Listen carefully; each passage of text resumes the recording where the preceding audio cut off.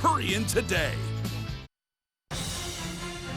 Good morning, America. New overnight, the campaign bombshell. Hillary Clinton reacting to the FBI's shocking announcement that they found new emails that may be pertinent to the investigation into her private server. So the American people deserve to get the full and complete facts immediately. The connection to top aide Huma Abedin and the sexting scandal involving her estranged husband, the disgraced Congressman Anthony Weiner.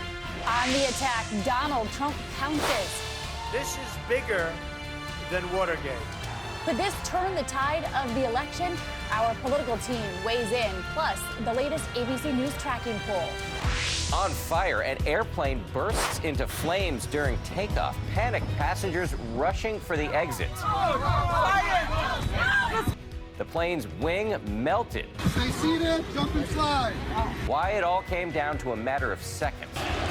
Taking the lead, the Indians beat the Cubs on their home turf. Wrigley's first World Series game in over 70 years. The run that made the difference. And superfan Bill Murray's bizarre seventh-inning stretch. Live from ABC News in New York, this is Good Morning America. Hey, good morning, and let's get right to the big story. That fresh bombshell tossed into an election that's already been wilder than any in recent memory. You want to talk about an October surprise? Here it is, with only 10 days to go, and with roughly 18 million Americans already voting, the FBI director says the agency has found new emails that may be relevant to the investigation into Hillary Clinton's private server. Yeah, the FBI had already said they weren't going to charge her, but then they started looking into disgraced Congressman Anthony Weiner. There he is, the estranged husband of top Clinton aide Huma Abedin. As part of that investigation, they say they found new emails that, quote, appear to be pertinent. Now, the polls were already tightening. Our latest ABC News tracking poll shows Clinton with just a 2-point lead. That's before any of this news broke. Both candidates addressing the story overnight. Trump comparing it to Watergate. We have team coverage this morning, and we do kick things off with our Chief Justice correspondent, Pierre Thomas, who's got the latest on the investigation. Good morning, Pierre. Good morning, Paula. Today, the FBI director finds himself in exactly the place he did not want to be, in the middle of a white-hot presidential campaign. This morning, as Secretary Clinton enters the final stretch of the campaign, a political nightmare. Newly discovered emails blindsiding her campaign. ABC News learning it all began inside the FBI Thursday. The firestorm set in motion during a highly confidential briefing by FBI Director James Comey with senior agents. Agents came to Comey telling him new emails had been discovered while investigating a sexting scandal involving Clinton top aide Huma Abedin's now estranged husband, former New York Congressman Anthony Weiner. During that investigation, emails were found on a device shared by the couple. Weiner had been publicly disgraced during a series of sexting scandals captured in this documentary, shocking his wife. It's like having a nightmare. And recently, the FBI began investigating allegations that Weiner had been sexting an underage teenager in North Carolina. Comey decides further investigation is needed, even though there's no evidence of wrongdoing by Clinton. And the FBI director decides he has to tell Congress.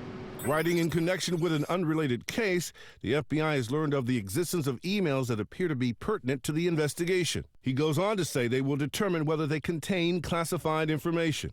In an internal memo to FBI employees, Comey stresses, given that we don't know the significance of this newly discovered collection of emails, I don't want to create a misleading impression, and cautions that there's a significant risk of being misunderstood. Sources tell me the FBI director believes he had no choice but to notify Congress, otherwise be accused of hiding new information he discovered just before Election Day. Dan? Okay, Pierre, Paul and I have a lot of questions for you. First, is your sense that this is Comey dotting his I's and crossing his T's here, or is this decision, as some Republicans are saying, an indication that the agency really must have found something significant? Dan, I'm told they don't know what they have just yet. Picture the scenario. FBI agents are investigating Anthony Weiner in the sexting scandal. They seize devices that he's been using and discover he shared those devices with his wife, Huma Abedin, that close Clinton aide. They find emails likely pointing to her communicating with Secretary Clinton, but they have to stop right there because their warrant only allows them to investigate Weiner. So no one's looked through these emails possibly tied to Clinton. In fairness, it would not be unusual for Abedin to be communicating with her boss, but right now the FBI wants to know what they were communicating about. And Pierre, we're talking about thousands of emails, but Comey is under extreme pressure to release more information. Do you see that happening between now and Election Day, which is just 10 days away? Unlikely, but he's under incredible pressure. You've got Clinton and Democrats demanding that he do so. The pressure is only going to intensify because they're so close to the election. We've never seen anything like this. Certainly haven't, Pierre. Thank you. And when this news broke, Hillary Clinton was airborne. Her team was given no warning, learning about it when they landed. And ABC's Cecilia Vega was traveling with the Clinton campaign at the time and joins us with the very latest. And Cecilia, her camp was completely shocked by the FBI's announcement. Paula, it is almost impossible for me to describe just how surreal this was. Clinton, her team, and the press corps covering her all in the air with no Wi-Fi as this huge news was breaking. Just before this happened, aides had been talking about how good they were feeling about the state of this race. They did not see this coming. It is the October surprise no one expected. The American people deserve to get the full and complete facts immediately. Hillary Clinton trying to get on the offensive in this bombshell that has rocked her campaign, demanding the FBI release more information. The director himself has said he doesn't know whether the emails referenced in his letter are significant or not. Therefore, it's imperative that the Bureau explain this issue in question, whatever it is, without any delay. Clinton's team caught completely off guard by the news. It started out as a regular day on the campaign trail when Clinton boarded her plane bound for Iowa. On board, Clinton chatting with her top aides, including Huma Abedin. On the ground below, chaos unfolding. We just got off the flight. There was no Wi-Fi on board all the way from New York to Iowa. No one had any idea what was happening while we were in the air. Staffers were completely shocked. Not a mention from Clinton during her 2 rallies. Instead, this go-to stump speech line taking on new meaning.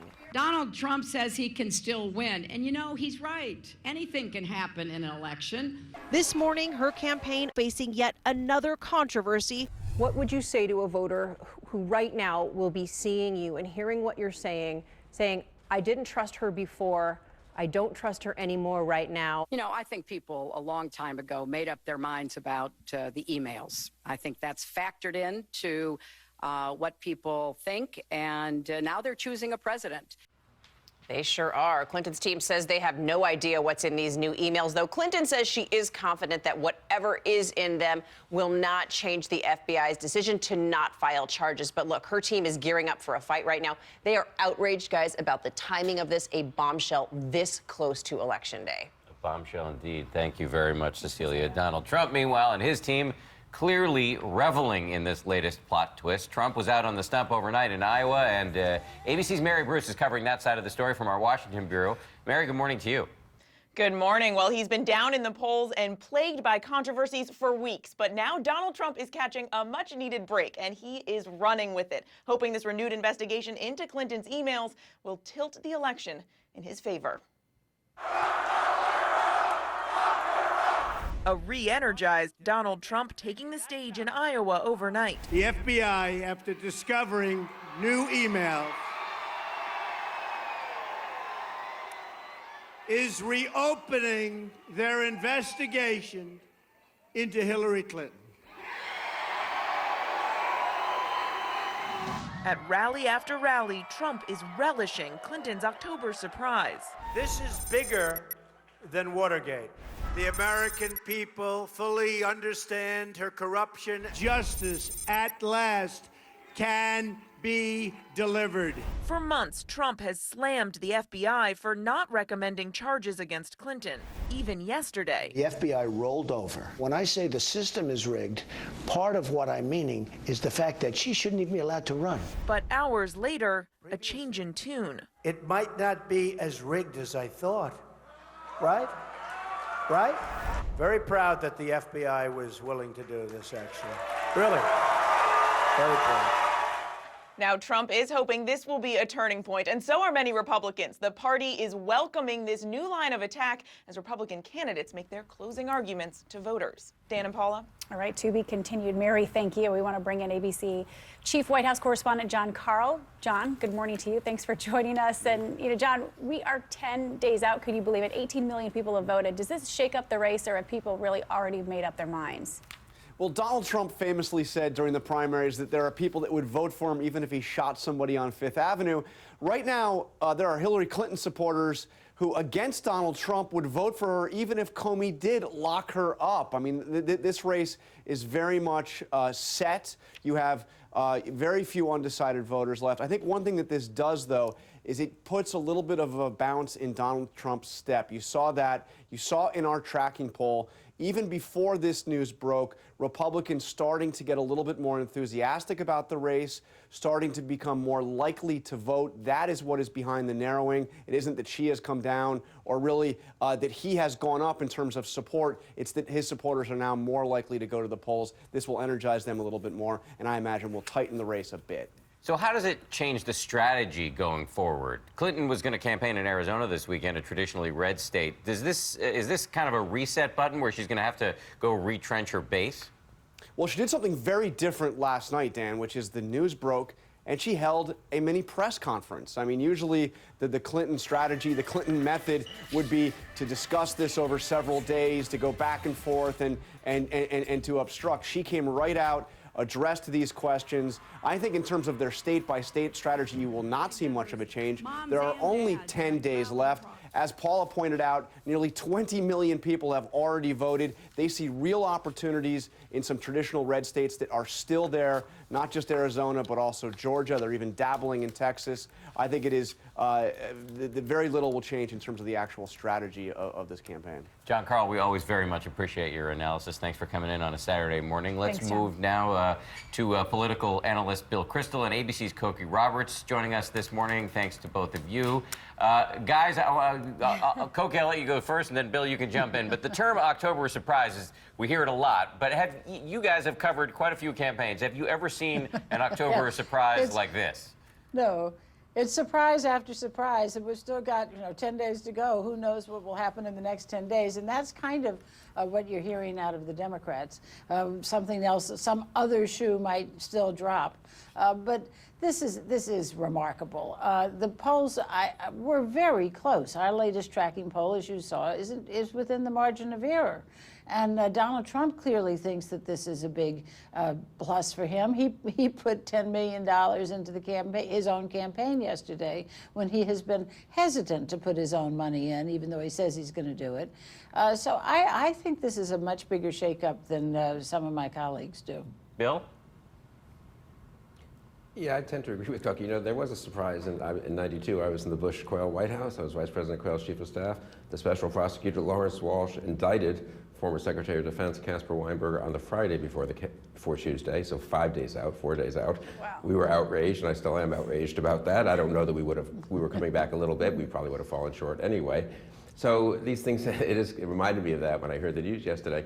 Look, here's what I think. I mean, Jim Comey has the entire FBI at his disposal. All this talk about how this is going to take weeks to find out if what appears to be pertinent really is important or not, that's ridiculous. I mean, I could go through 5,000 emails this weekend, right? And he has a lot of agents who are pretty experienced at this. He needs to report, in my view, on Monday or Tuesday. Are we dealing with something serious and significant that would change his judgment from a few months ago? Or are these just sort of more emails, the same kind of thing, some carelessness, I suspect, but nothing that fundamentally changes it? This notion that we're just going to sit here and not know more 10 days from now, I think is unacceptable. And so I assume Comey wouldn't have made this statement yesterday unless he intended to report something early next week. Yeah, Bill and Cokie, jump in. Although he says, go ahead, Cokie. He says that's not the case, and there's a lot of anger at him, of course, that he is covering his behind after Republicans getting mad at him earlier this year when he said there wasn't reason to press charges against Hillary Clinton. So, he doesn't win either way, and he has made people absolutely furious with him. But think about this. This has all come from Anthony Weiner. Right. How weird is that, right? Sending his yucky, horrible pictures of himself to women who then report it. And so it is just, it could not be more tabloid. And you talk about Anthony Weiner, but the email story goes right to Hillary Clinton's largest vulnerability, and that's trust. And now we possibly have emails as Secretary of State on a computer of Anthony Weiner, the disgraced congressman. So how badly does this hurt Hillary? Well, I think, Well, look, it depends what they are, and it's really ridiculous. I mean, honestly, that we have to sit here speculating about it. This appears to be pertinent. He's got the Federal Bureau of Investigation at his disposal. Maybe Pierre Thomas is right that he needs to get a separate search warrant. How long does that take if you're the FBI director? And how long does it take to go through these and say at least, whoa, there seems to have been more distribution of classified material than we thought. This was, or basically, it turns out there's some additional emails from Huma Abedin to Hillary Clinton or vice versa, but there's no big deal. Now, if these are incidentally were emails that are work-related that she didn't turn over, and when she was supposed to turn over all the work-related emails, that's another question. But these are not, this is not rocket science, and we should not let, in my opinion, the FBI likes to say it's very, very complicated, we need weeks, months. It's totally, he should put every agent on this, and I do think he needs to tell the voters on, Monday or Tuesday or Wednesday of next week what his basic judgment is here, whether he's fundamentally changed his opinion of the situation or not. And he will be under pressure to do so, no question about it. Koki and Bill, thank you very much for joining us on a Saturday morning. We appreciate it. We want to remind everybody you can download the ABC News app and get live streaming breaking news reports from the campaign trail, and stay with ABC News for complete coverage on Election Day itself, just 10 days away. Can't believe it. We will have more on the FBI investigation later in the hour. But now to the other big story, those dramatic images on a Chicago runway, a plane bursting into flames, forcing its passengers to evacuate through emergency chutes. And ABC's Eva Pilgrim is in Chicago for us this morning with more. Hi, Eva. Good morning, Paul. You can see that plane is still there. The runway shut down this morning after that plane caught fire just as it was about to take off. A ball of flames and a cloud of smoke engulfing the entire right side of this American Airlines 767. The engine suffering an uncontained failure just moments before taking off in Chicago. The American engine caught fire on 2A right on the rollout. Inside the plane, pure panic, chaos, 161 passengers on board, mobbing the aisles trying to get out. Stay seated, jump and slide. Pouring out the emergency exits, down the slides. 20 seconds later, we'd have been up in the air, we'd have been done. The massive fire all around them, everyone able to get off, 20 people injured. This could have been absolutely devastating if it happened later. Officials first thought the plane blew a tire and had to abort. American now saying it was an engine-related issue that caused the fire, adding it is fully cooperating with the National Transportation Safety Board. The towering smoke visible from blocks away. The fire finally extinguished. You can see the damage. The entire right wing melted. And that plane will stay right there until the NTSB is finished with their on-site investigation. Dan and Paula. Harrowing story, Eva. Thank you. Let's check the forecast now. Get it over to Dr. Rob Marciano. How's it going, man? Stormy conditions out west. Want to start there. I'll take you to central and northern California, where it got rough yesterday with wind and rain. A lot of accidents on the highways and trees down because of the saturated soil and winds gusting over 40 miles an hour and some mild mudslides. Nothing major there. But we have two more storms that are rolling in, one across the Pacific Northwest, and this third one is actually going to drop snow levels down about 6,000 feet. We've got winter storm warnings that are posted, and the Sierra Nevadas will see probably their first significant storm of the season, maybe about a foot of snow above that 6,000-foot mark. Meanwhile, we're looking for the heat to build across much of the southeastern third of the country. We'll talk more about that in just a little bit. Here now, your local forecast. Check it out. Good Saturday morning. Still needing the coats if you're heading out this morning. Temperature-wise, we're in the mid-40s for the metro, but things are going to be heating up not only today, but right through Sunday. Looking at a daytime high of 73 degrees, mostly sunny skies, and our winds are turning out of the southwest. Here's a look of what's to come by Sunday, expecting a daytime high of 80, well above average for this time of year. Not the best of news for any of those runners partaking in the race on Sunday. Stay hydrated. In about 15 minutes, we will have the Halloween forecast and talk World Series. And Ron, you're going to tell us whether it was a trick or treat for the Cubs last night. We'll save it, okay? Yes. Coming up. Good morning, Ron. Let's take a look at some of the other headlines. How are you, doctor? We have two doctors on set today. We actually have Dr. Ferris here, too. No, I'm not a doctor. No? Not even going to fake it. All right, well, good morning, everyone. We're going to begin in North Dakota with the tense confrontation between protesters and police at the Dakota Access Pipeline. More than 140 demonstrators have been arrested in violent clashes between those demonstrators and officers. Amnesty International now planning to send staff to monitor the situation there. Demonstrators say that construction of the pipeline will contaminate the water and disturb Native American burial sites.